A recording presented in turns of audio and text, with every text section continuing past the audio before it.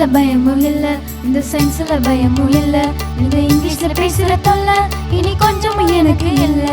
Because நான் இயேசு பிள்ளை, அவர் இப்போ எனக்குள்ள. பிகாஸ் நான் இயேசு பிள்ளை, அவர் இப்போ எனக்குள்ள. இந்த மேக்ஸ்ல பயமும் இல்ல, இந்த சயின்ஸ்ல பயமும் இல்ல, இந்த இங்கிலீஷ்ல பேசுற தொல்லை இனி கொஞ்சமும் எனக்கு இல்ல.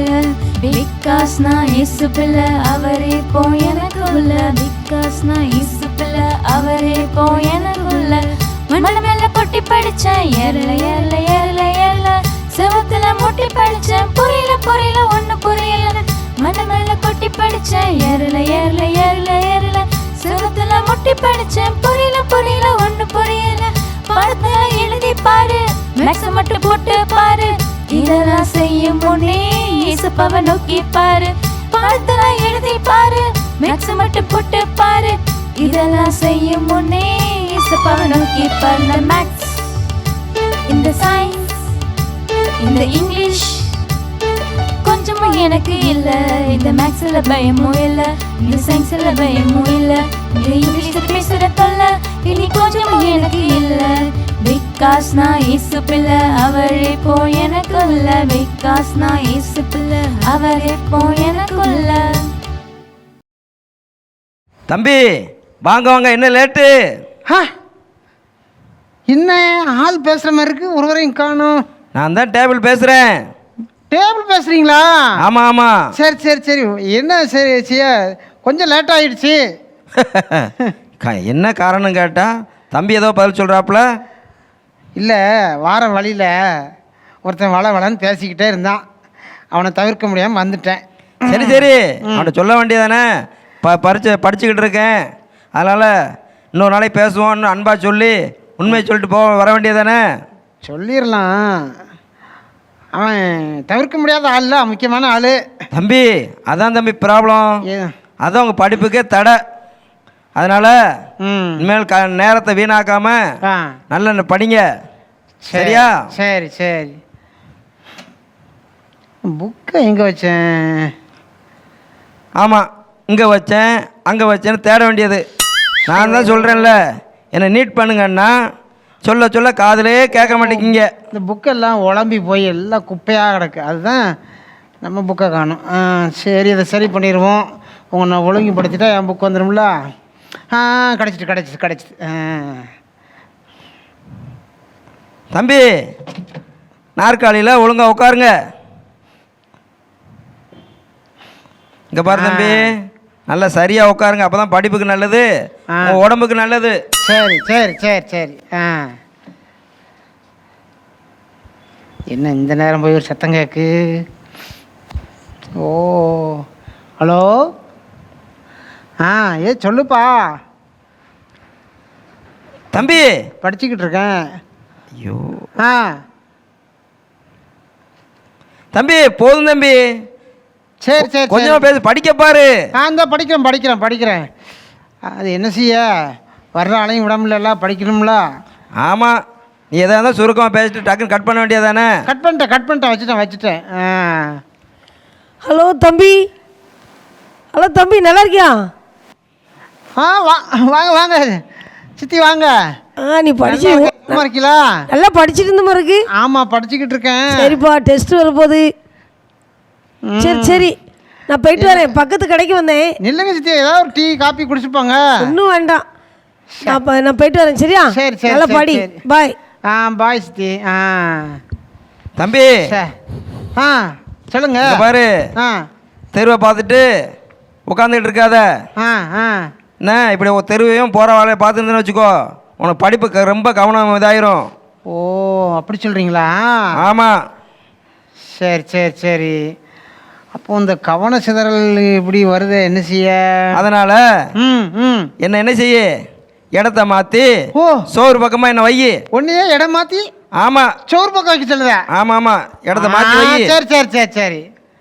அப்போ இடைஞ்சல் வராது. ஆமாம், அதுவும் கரெக்டு தான்.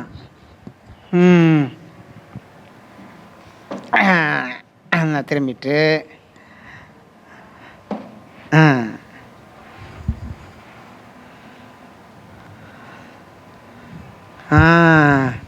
டேய் தன்பா, நல்லா இருக்கியா? நண்பா வாப்பா. என்னடா படிச்சிட்டியாடா? படிச்சுக்கிட்டு இருக்கேன். ஆமா, என்ன ஒரே மாதிரி இருக்கு? ஆமாடா, ஆன்லைனில் இது பண்ணேன்டா. அப்புறம் இது என்ன லைன் பண்ணது? நீ பண்ணியா? ஆமா ஆமா, சரிடா. அதான் நண்பன், அதான் நண்பன். சரி, நம்ம ஒரே சேமா தானே இருக்கோம். சரி சரி சொல்லு. பாரு, நான் எல்லாம் எக்ஸாமுக்கு முன்ன ஏதோ படிக்க வச்சு முன்னாடியே பேப்பரில் எழுதி வச்சுட்டு நினைஞ்சிருவேன். படிச்சுக்கிட்டு இருக்கேன். அது மாதிரி நீயும் செய்ய, சரியா? ஏதோ பாதி படிச்சிருக்கேன். பாதி படிச்சியா? போன்ல நேரம் செலவழிச்சியா? எங்க ஏதாவது இடைஞ்சல் வந்துகிட்டே இருக்குது. சரி சரி, படி, சரியா? ஹாய், வரட்டுமா? பாய் பாய் பாய். சரி. டேய், என்ன படிக்கிறியா? டேய், எழும்பி நடந்து படிக்கிறேன் கொஞ்சம் எக்ஸசைஸ் பண்ணுடா. எக்ஸசைஸ் பண்ணி அப்படி கொஞ்சம் ரிலாக்ஸ் பண்ண சொல்றீங்களா? நல்லா எக்ஸசைஸ் பண்ணு, இல்லனா தூக்கம் வந்துரும். சரி சரி சரி. எல்லாத்துக்கும் மேல ஞானம் அறிவு கொடுக்கிற அந்த ஏசப்பாவுக்கு முதலிடம் கொடு. சரிம்மா சரி. ஜெபம் பண்ணிட்டு படிடா, நல்லா படிக்கலாம். சரி. இப்போ நல்லா இருக்கு, எந்த இடைஞ்சலும் இல்லை, கவன சிதறலுக்கு இடமே இல்லை. இப்போ கரெக்டாக நல்லா இருக்கு. இப்படி தான் நம்ம இருந்து படிக்கணும். சரி, நமக்கு சொல்லி கொடுத்தது போல் என்ன எல்லாரும் இந்த மாதிரி நடந்துக்கிட்டிங்கன்னா கவன சிதறல் இல்லாமல் சரியாக படித்து வாழ்க்கையில் ஒரு நல்ல ஒரு நிலைமைக்கு முன்னேறலாம். எனக்கு நேரமே இல்லை என்று அநேகர் சொல்ல நாம் கேட்டிருப்போம். நாமும் அடிக்கடி எனக்கு நேரம் இல்லை என்று சொல்லுவோம். ஆனால் நேரம் அப்படியே தான் இருக்கிறது.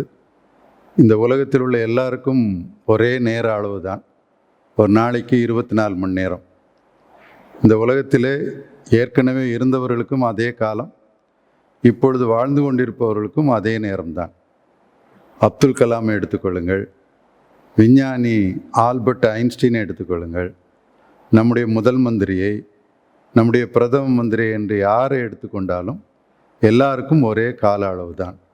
பெரிய வியாபார வல்லுநர்கள் பெரிய பெரிய சாதனைகளை பண்ணுகிறார்கள், அவர்களுக்கும் நேரம் இதே தான். ஆனால் அவர்கள் எப்படி கையாளுகிறார்கள் என்பது மிக மிக முக்கியம். நமக்கு கொடுக்கப்பட்டிருக்கிற நேரத்தை நாம் எப்படி கையாள வேண்டும் என்று நான் உங்களோடு பகிர்ந்து கொள்ள விரும்புகிறேன். நிறைய வேலைகள் அவசரமாக செய்துதான் ஆக வேண்டும் என்று இருக்கும். ஆனால் அவைகள் முக்கியமானவைகளாக இருக்காது. சில வேளைகளில் அவசரமாய் செய்ய வேண்டி இருக்காது, ஆனால் அவை முக்கியமான வேலைகளாக இருக்கும்.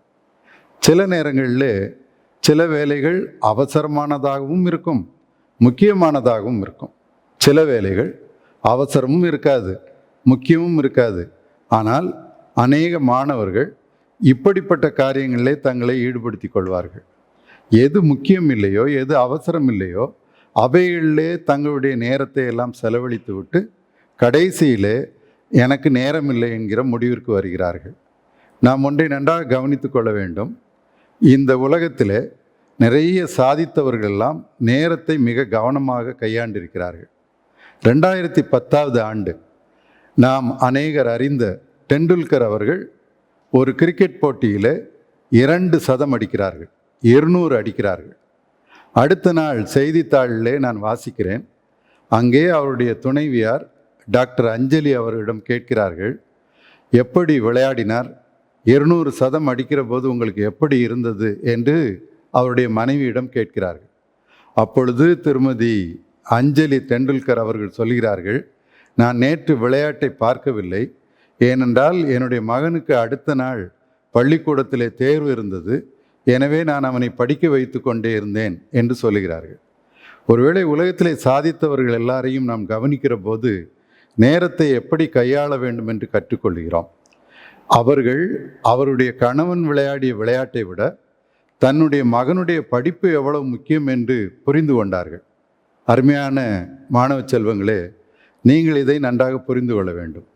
இதை காலம் தாழ்த்தி புரிந்து கொள்ளக்கூடாது. இந்த சின்ன வயதிலேயே நீங்கள் அதை புரிந்து கொண்டால் நிறைய காரியங்களை தவிர்த்து விடலாம்.